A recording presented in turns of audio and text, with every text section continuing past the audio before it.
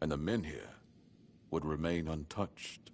By Camelot's own laws, I could even lay claim to the crown should I wish it, but I don't. My Kurnocht is enough for me. I would start by looking among the most trusted and eldest members of our community. Our priestess, Niante, possesses unparalleled talent in healing. Her presence would certainly be invaluable on such a journey. Then there's Urfa, a skilled blacksmith who was once a formidable warrior. If not for the strength of his muscles, the strength of his mind could prove useful. You might also speak with Maggot. Since the two of you have been through so much together, he may not be thrilled by the idea, but I believe his heart is still in the right place. A sense of purpose in what we're about to undertake. Now that the men here is reignited, it no longer matters whether we return with the Grail or not. The people will be safe and retain the right to stay on their land. Each of them must understand that this is about the fate of all Kurnocht. For some, it might even serve as a chance for a change in scenery. Approach them with kindness. They all have their demons, and I doubt they'll agree to join if they are still tethered by unresolved matters. Thank you, and believe me, the reward you'll receive for your efforts will be priceless. And whether they agree or not, I will set out for the Grail. I will buy more time for Kurnocht.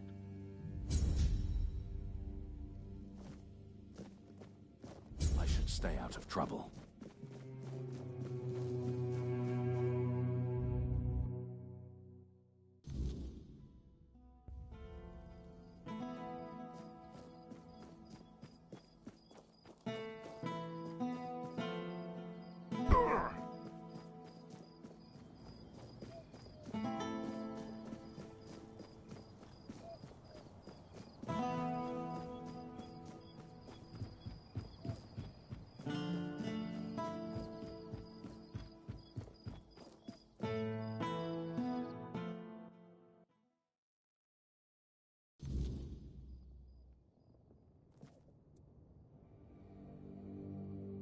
I know.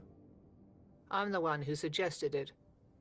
It's the only way to get Camelot to hold off moving the Menhir. Yvain can count on me. After everything that's happened, I see now that this is the right path. Tell Yvain I'll join him on this holy mission. Go with her blessing.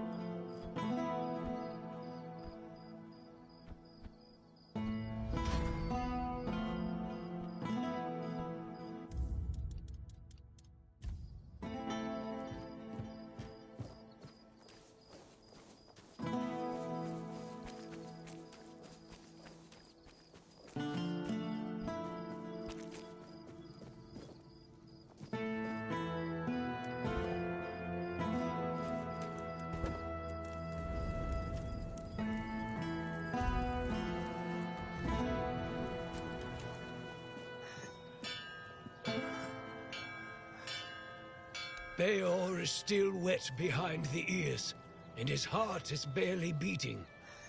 Until I'm sure he can handle things, I can't leave him on his own. You found her, didn't you? You went to that cave, and came out alive. So that means she's dead. She wouldn't have just given you my heart back. I'm not sure. I'm guessing some kind of spell. I can't believe love could ever be that blind. Sweet All-Mother, I'm embarrassed just thinking about it. She was a monster, as you know. A beautiful one, but only on the surface. I can't believe it's over. Oh, and I didn't have a chance to express my gratitude. Although, an apology might be more fitting. You risked your life for me. That's more than I could ever ask of anyone. Even someone dear to me. So, thank you. What brings you here? Got something for me to look at?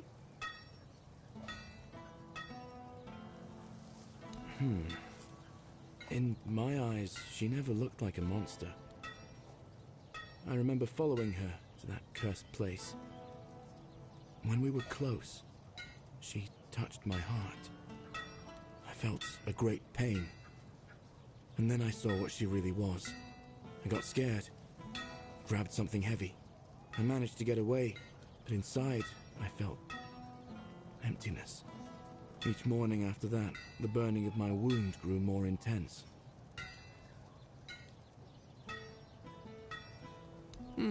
He seems stern, but he's a good, hard-working man. This time, though, it's personal. As soon as I was sure I could swing the hammer twice, I got straight to work. I'm forging a new heart. I know I've only just gotten back the one that beats in my chest, but I can feel there's something wrong with it. It's weaker. I am weaker and unsteady. It's easier for me to grow impatient and angry. More things seem to cut me deeper. I feel like my heart is poisoned. It hasn't been easy for him. His entire world has begun to change around him. You've seen what they did to the trees near Kunakt. For some reason, it pains Urfia no end. Even before I got sick, the Camelotians had commissioned a lot of work from us. I think he feels partially responsible for what's been happening around here. The men here in Kunakt is dying. The nights have become even more dangerous. People say the weirdness is creeping closer. Perhaps the Camelotians have a point. It is difficult for me to say anything more. I just want to do my job the best I can. So far, all my attempts have failed. None of those hearts had the spark a forged replacement ought to have. They were far too weak to beat in a blacksmith's chest. There's a legend about the Stone Wardens. It tells that they could forge a heart stronger than any other. A heart that could make a man invincible. Sadly, I don't know much more than that. Right now, I'm just banging my head against the wall. Well, since the Stone Wardens are all Dalriata, my hands are tied. Vrel is the only person from the tribes that I know. A Dalriata selling books. And that's something, isn't it? I was planning to ask her about the legends myself, but maybe you could do it for me? Urfia will clobber me with his hammer if I shirk my work again. Thank you. I hope Vrel will be able to tell us more.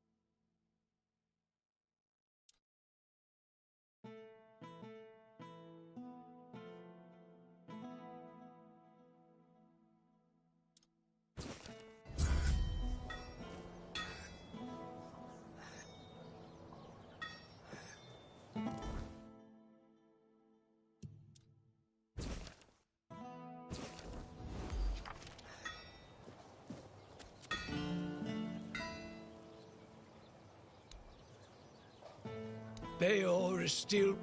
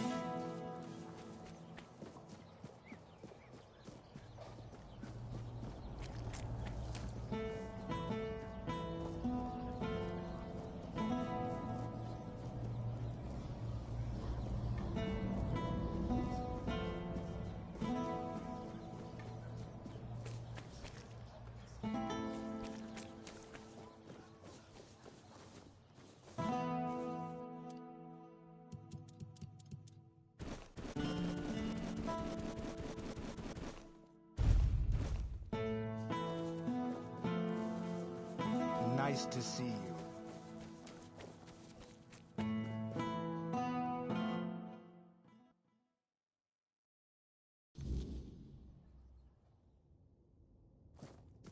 I swear if I catch that bastard, I'll shove all 5 volumes right up his arse. What? Aye, something happened. Some blighter broke in and stole every book about the beautiful Liliana. Not a loose page left. That's most of my income gone in the wind. That's no something I'd like to think too much about.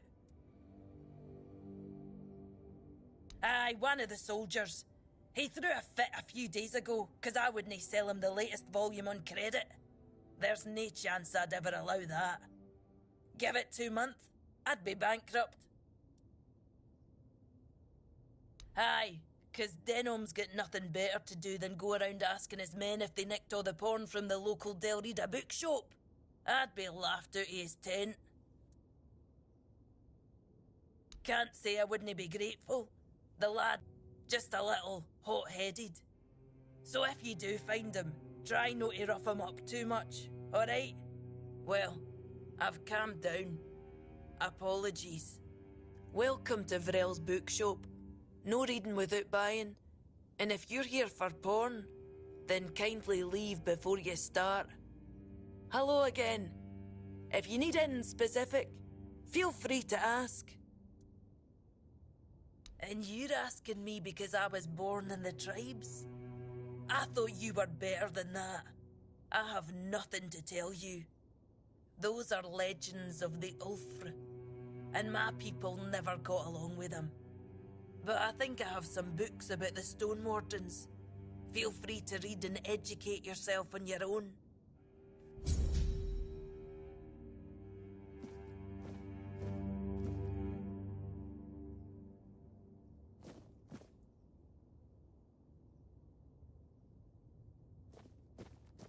Before you ask, no.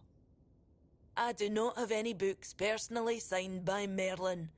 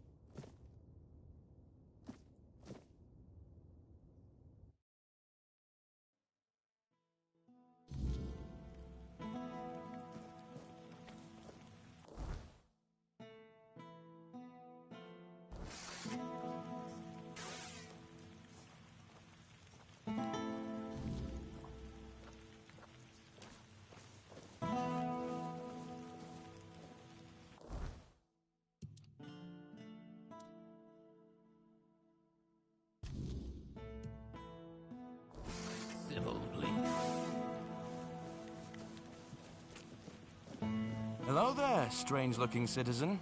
You lost, or just looking for someone? A reputation? Me? For what? Standing around looking tough? Oi, wait a moment. You think I stole those books? Beautiful Liliana is sacred to me, all right? I'd never touch Vrel's stash, I swear. I was saving up for the new volume. Now it's gone? How the hell am I supposed to know what happens to Liliana next? No! I dunno. But there's this red priest hanging around who loves scaring the crap out of soldiers. Always preaching doom and sin, you know? And you know what's worse? That damn priest saying Liliana's, inspiring moments are why I'll be cursed. He told me I'd grow hair on the inside of my palms. What kind of nutter says that to a bloke? Is that even a thing? Damn brother Ismat got me paranoid.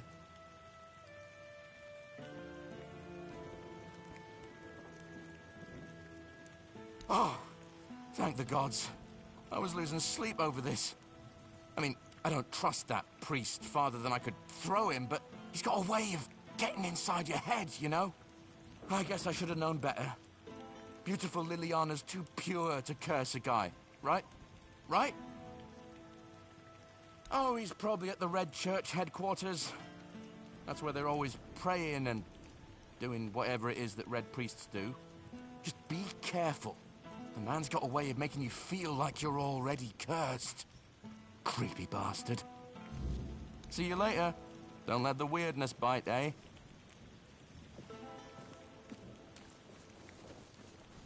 What brings you this way?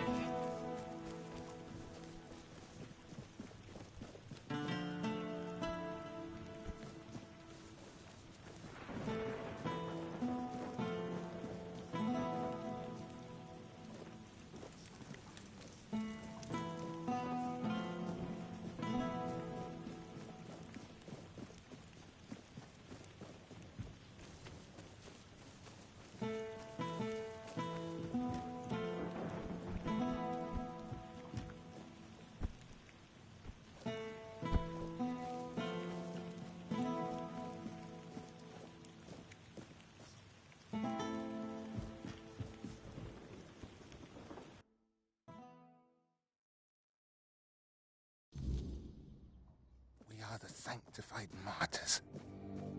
Through blood. Yes? What reason do you have to interrupt my prayer? What could be more important than this?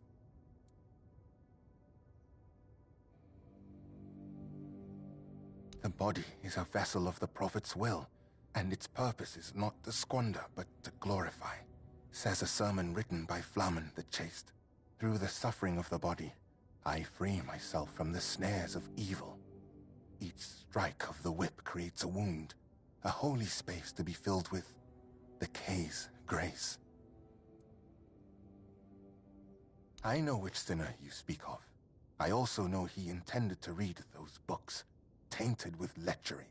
I could not allow that, because I know all too well what they do to minds prone to living in impurity, as I know what that man intended to do, with his sweaty hands panting over the next chapter.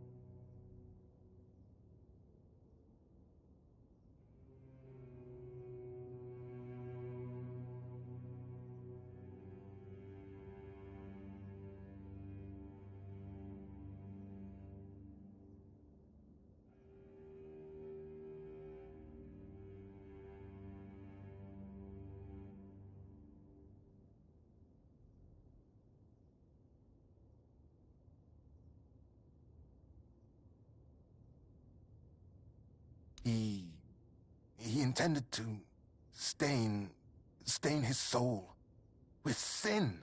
People who are lost for their entire lives don't even realize they're on a path to nowhere, that each new crossroads only leads them more astray. I only want to protect them from this. I want to ensure that their life's path would have fewer moments of doubt over whether to succumb to temptation or resist it. I have no intention of taking responsibility for what lurks in the shadow of their depraved imaginations. The sin comes from within them, not from me. You will not provoke me.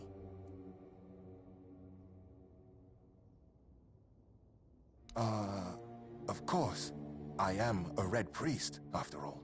I know much about the struggles of the spirit, about what shatters a person's dignity, about the acts that cloud the mind with a fog.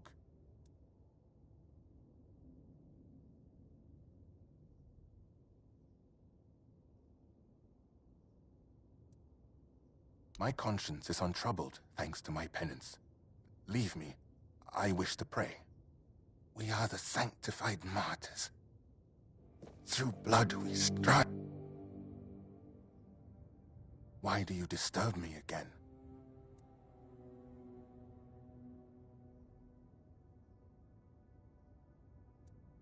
And I don't appreciate it when someone interrupts my prayer. Leave. We are the sanctified martyrs. Through blood we strive for purity. Why do you disturb me again? Very bold words. The pain will go, but the grace of Kay that I will receive for my martyrdom will heal me. Could you say the same? I thought so. Allow me to return to my prayers. We are the sanctified martyrs. Why do you disturb?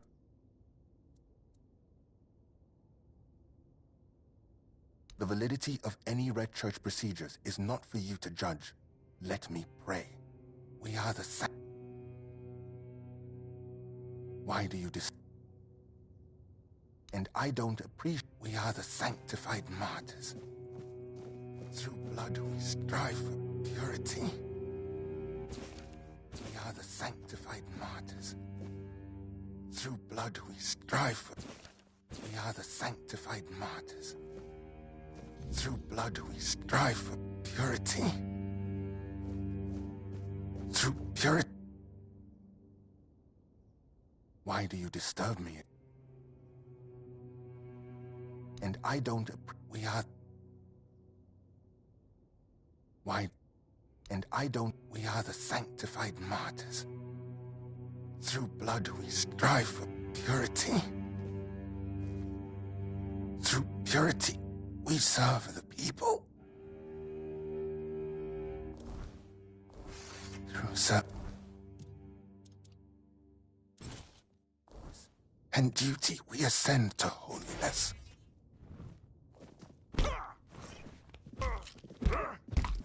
Roy! Stop where you are! Well, well, well. The scoundrel has been...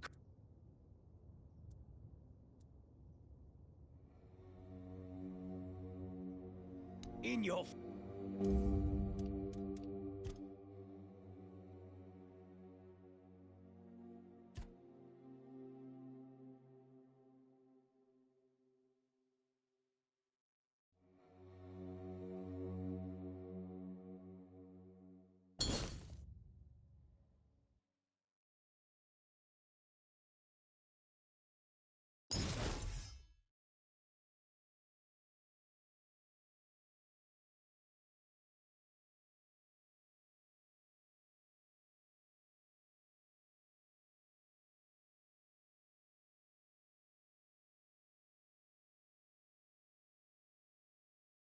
We are the sanctified martyrs. Through blood. Why do you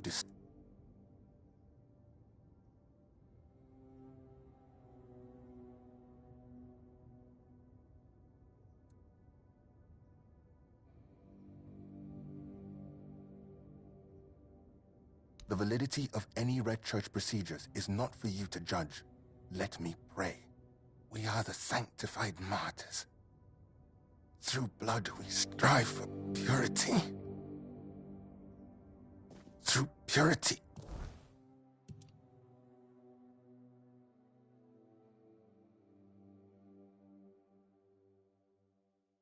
We serve the people.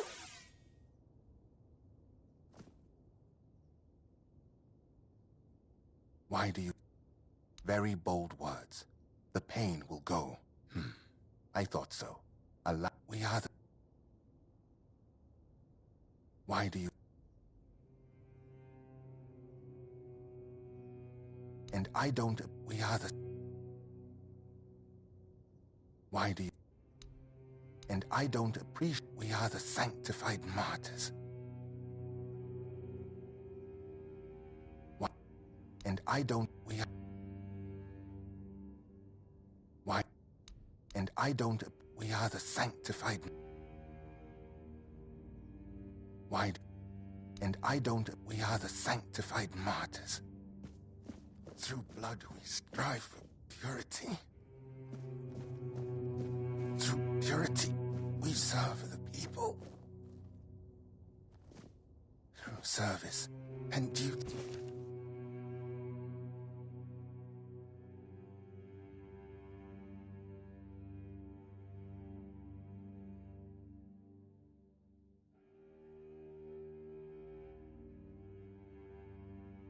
We are the sanctified martyrs. Through blood we strive for purity. Why do you... Yes, I stole those books that are thick with words yet imparting no virtue, filled with vulgar, scandalous illustrations. Yes, I stole those books that are thick with words yet imparting no virtue, filled with vulgar, scandalous illustrations. What did I plan? To burn them, of course. That is what Miss Liliana deserves. That is the fate that befalls a rakish infidel. Yes, you heard correctly. Do you think I don't know what's in those books? I won't deny it. I took a peek inside. I needed to understand the sheer scale of depravity we are dealing with. I acknowledge that sin is a natural part of the soul, yet equally natural should be penance, to free oneself from that sin. Chasteness does not come easily, but that is why it is a virtue, granting oneself relief through such primitive and vulgar acts, engaging with something as vile as these books. Have you read A Sermon on the Paths of Discipline by Brother Flamen? He makes a proper statement about those types of deviations. Hands that stray toward idle pleasures build no temple.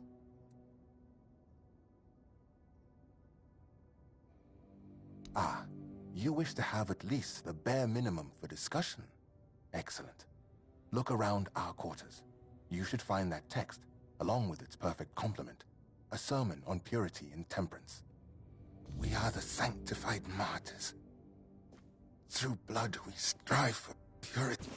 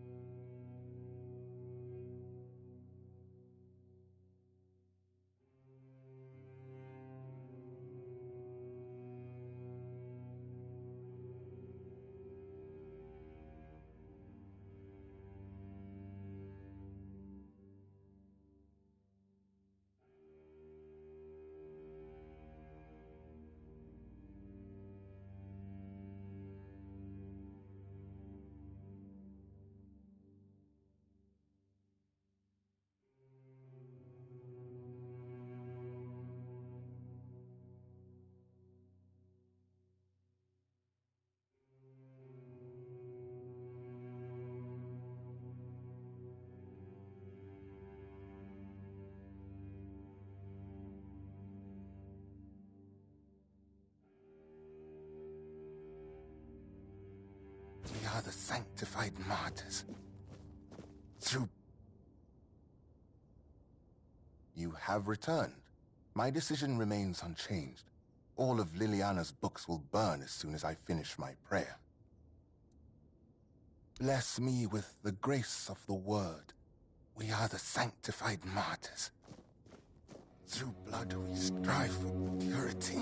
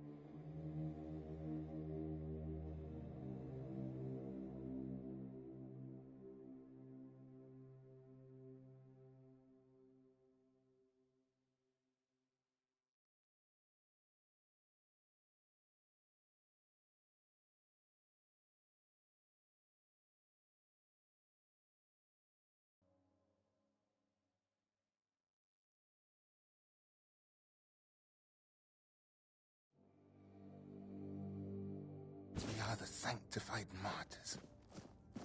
Through blood we strive for purity. You have returned. My decision remains unchanged. So, what has someone like you gleaned from them? I am most curious, especially since it's written that a hand that lingers on selfish desire serves no purpose higher than itself. Know this, the seed is sacred, meant not for waste, but for the cultivation of life and the service of greater purpose.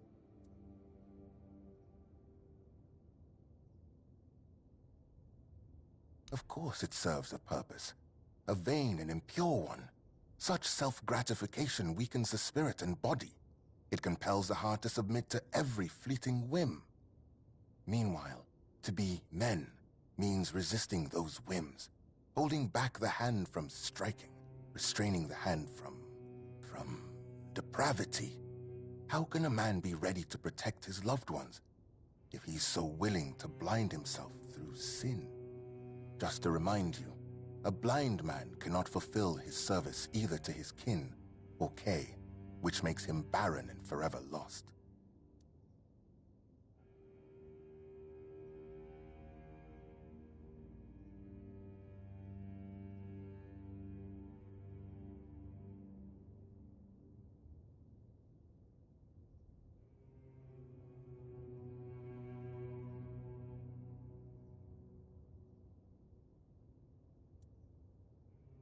I see you didn't stop your reading of Flamen at a sermon on the paths of discipline, and you've cited the perfect passage.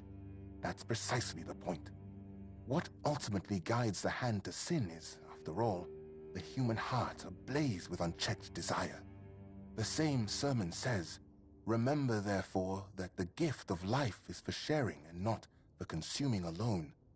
Woe, then, to the hearts driven by selfish desire, as those hearts won't listen to the word.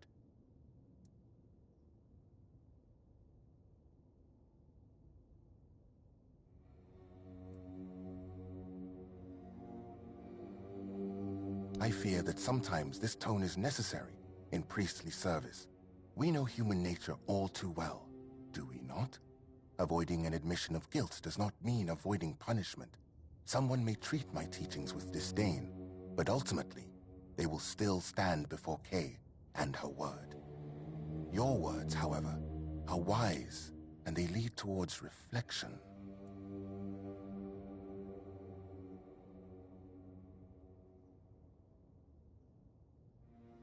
And there it is, the image of modern humanity, knowing no virtues.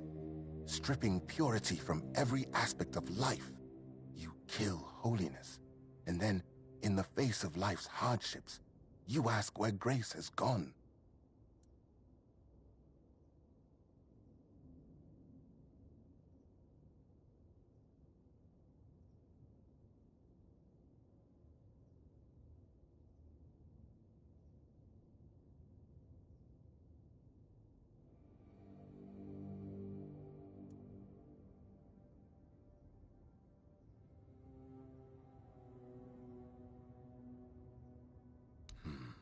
Do not waste your time searching for trivial problems. It can be put to much better use. Yes, you might be right about that one, stranger. An excellent observation, and a keen use of the passage from A Sermon on Purity and Temperance, I must admit. This is not about control, my child, but about opening the eyes of those who cannot see. Would it not be better if each of us were ready to receive the prophet's word? A body that succumbs to temptation is a weak body. That is precisely why we must maintain purity, to be ready at any moment to receive the grace of the prophet.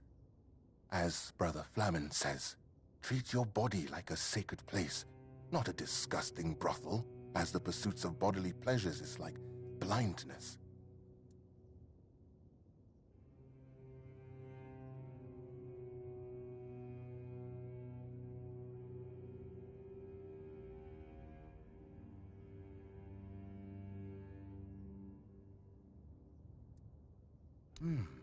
That is, of course, an astute observation, and proof that you've read the sermon thoroughly.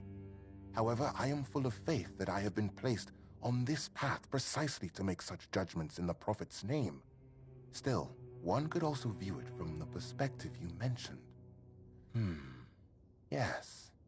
So, dear stranger, where did our little discourse lead you? What about my role in all of this? Where would people be without priests, striving to protect them from sin and impurity?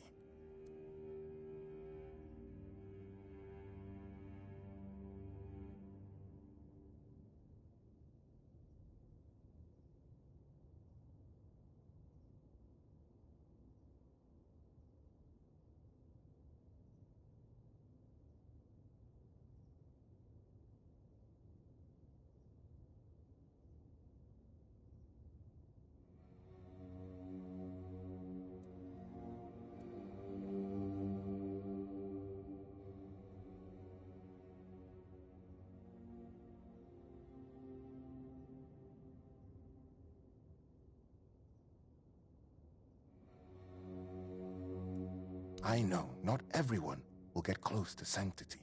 I don't believe I'm close to it myself. Yet this is the purpose of our journey, to strive towards the ideal. Only through this can we receive the final words of grace, allowing our souls to unite in the wisdom of Kay. Those lewd books are just one of many distractions that steer people away from what truly matters. Enough, stranger. I see you've tried, but I won't debate matters of faith further. I remain unshaken. The books will burn. Now, let me return to my prayer.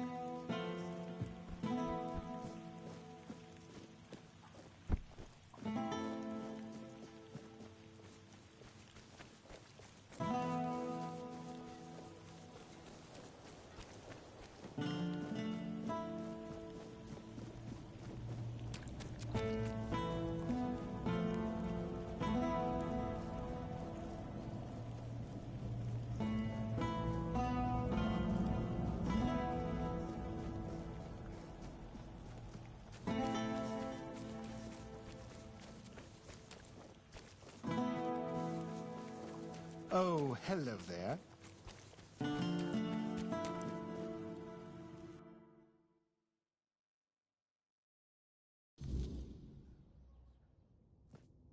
Hello again.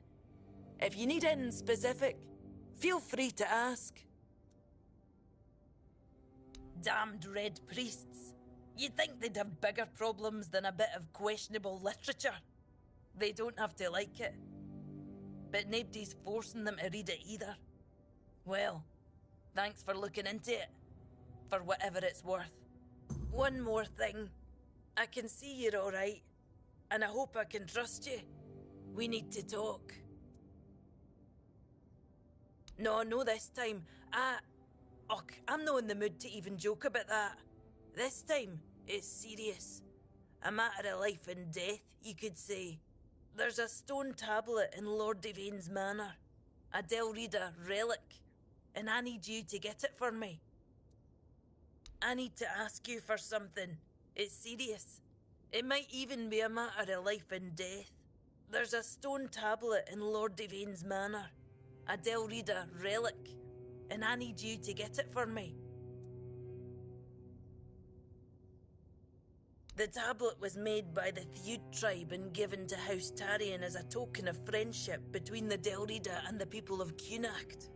It's cursed, I suppose. Look, I'm no Theud.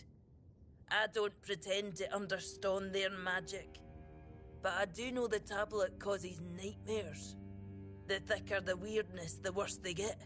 And, well, we all know what happened to Lady Maeve. If that tablet killed her, it can't stay in the manor. Aye, if I'd known, I would have said something. But I didn't. No until the Stone Wardens reached out to me a while ago, asking if I could petition Lord Devane to return the tablet to the Delrida. I own a bookshop. I don't exactly have the social standing to march into Yvain's manor and demand he hand over an ancient artifact, do ya? Give me your map, and I'll mark their camp. Here's the reward I promised. And I'm sure Kvor will have a little extra something for you too. Maybe it should, but it's also history. If the Stone Wardens are right, this tablet is one of the oldest examples of Theud craftsmanship. A piece of Delrida magic that survived on Avalon for centuries. Still, if it comes down to it, if it's a choice between taking it or leaving it behind to do more harm, destroy it. I'll deal with the Stone Wardens afterwards. Ask any Ulf, and they'll tell you the whole Theud tribe isn't honourable. Just because they use magic. They'll also call the Volker a bunch of raving lunatics. But while I don't put much stock in prejudice, it does feel wrong. No everybody gets an open door invitation to the Lord's manor just for showing up in Cunacht, you know. It's not like I haven't tried. I spoke to that snake, Anselm, but he practically threw me out the gate. He set a price so high, I'd have to sell my bookshop and still come up short. When I told him about the danger, he accused me of lying. Said I need to learn how to haggle. What a smug, spineless wee worm. Why? Knowing that you might have saved many lives is no enough for you? Of course there's a reward. The Stone Wardens left me some gold, and it'll be yours. You know, I was just going to ask you to talk to Anselm for me. But if breaking in is what you prefer, I'll only stop you. Just try not to get caught, alright? That would be embarrassing for both of us.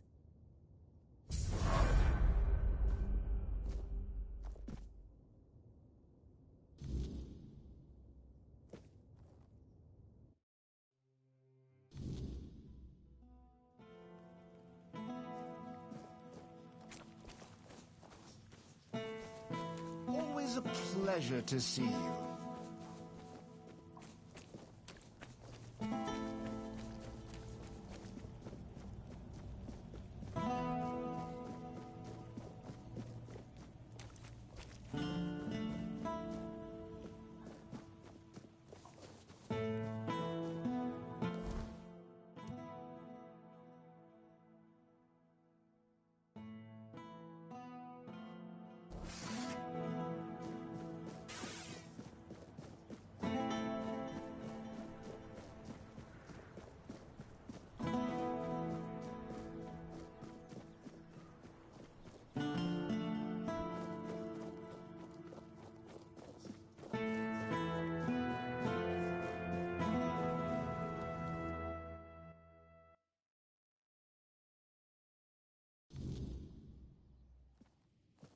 Just keep your head down. Good to see you. I assume this visit is more than social. Go on then. There's always more work to be done.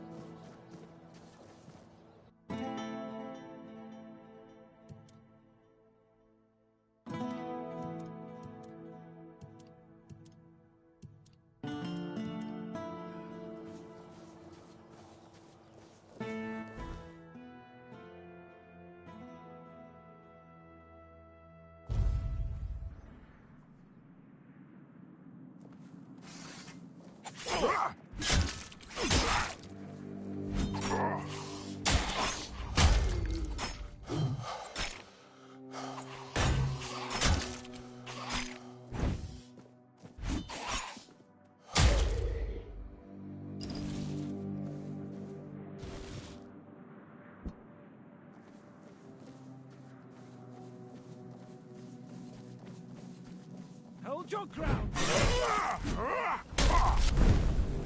My arm never failed me. I've had worse. I will be your downfall.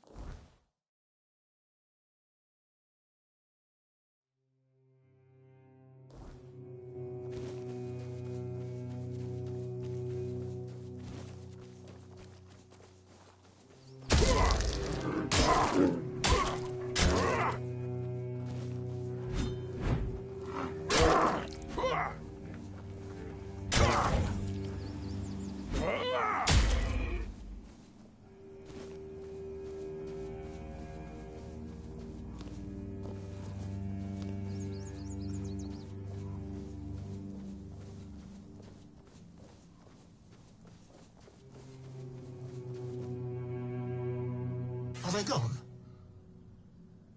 Phew. I thought I was done for. Thank you for stopping. My name is Lemuel. I'm but a humble servant on a pilgrimage for the glory of King Arthur. They might still come back. I'd rather stay here for a while. Yes, and if they do show up, you'd better run as fast as you can. Otherwise, they'll cast the evil eye on you too. Damn witch. May the weirdness taker. Garla's lackeys are trackers, those lousy world wreckers. Well, perhaps they were once good people. Humble servants of the king. Just like me. But they abandoned their pilgrimage. They crossed the wrong thresholds, and then they got caught up in evil magic. First, it wound around their hands. Then it traveled further and further, entering their bodies through their mouths, flooding their insides.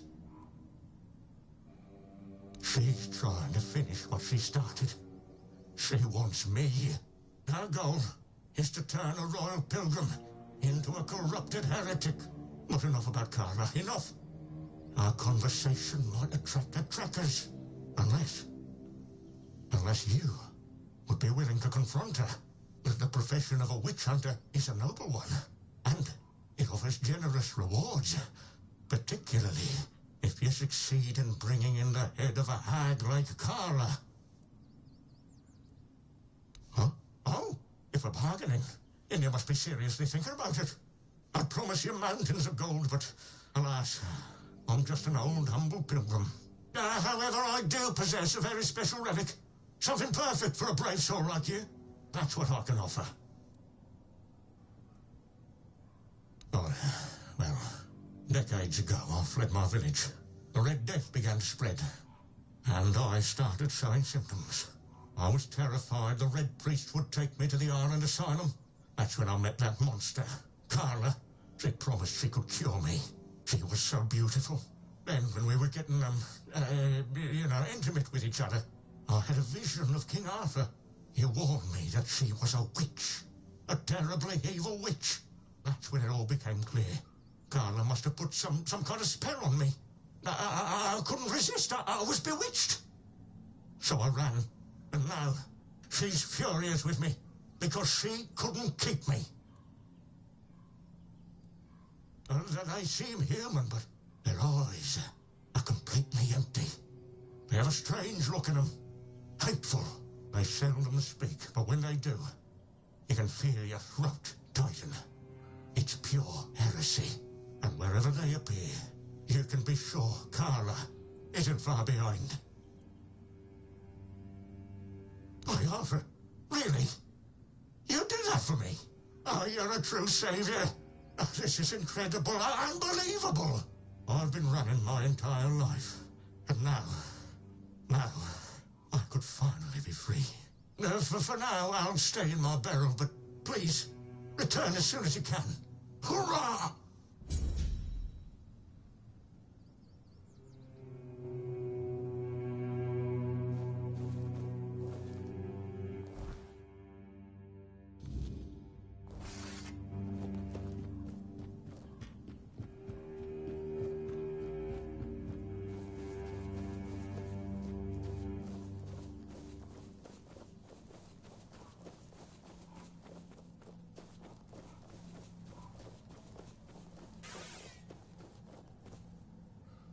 Looking for shelter, traveler?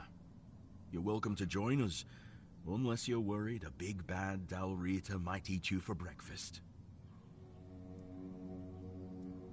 No, not every Dalrita you meet outside the Forlorn Swords follows that runt. They've always kept peace with the people of Kurnacht. Yvain still honors the old treaties. But with those Camelot dogs milling about, it's not as safe here for us as it once was. Better to stay out of sight. Oh, you've met all of us, have you? They're a friendly Dalrida, just like they're a non-reader who aren't so small-minded. Or so I hope. I invited you to our fire, not into our business. We mean no harm to anyone here. That's all you need to know. A gift? I see. And you lugged that thing all the way from Kurnacht? For that alone, you have my respect. Now, let's take a look. So that's what happened. The stone chipped, and the meaning of the runes changed. Sweet dreams turned into living nightmares. This is why I don't trust magic. The simplest, stupidest thing can end up killing you.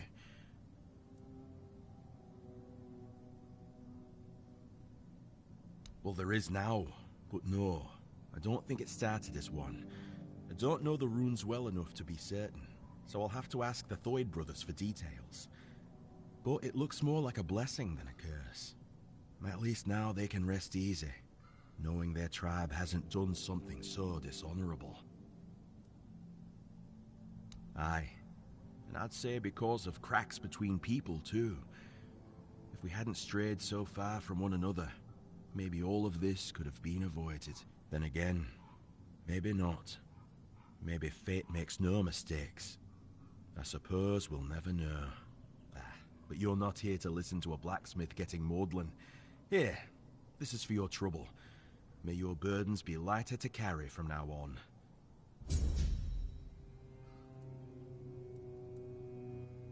Oh, And where'd you hear a tale like that?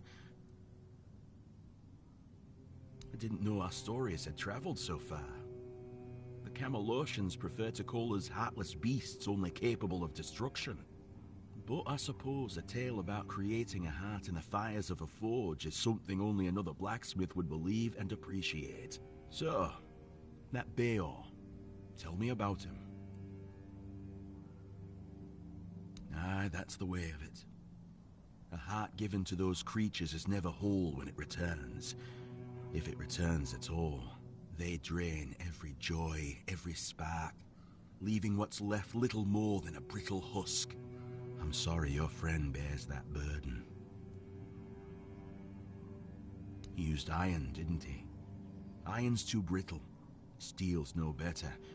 It's cold, lifeless. To forge a heart, you need metal that is alive. You need a metal that will sing as your heart sings when you see the smile of a loved one. Twice. Once for a man whose wife's heart had been frozen by an ice weaver. He feared it would shatter, so I made her a new one. The other, well, it beats in my beloved's chest as his beats in mine. Both forged in the same fire, bound to the forge as much as to each other.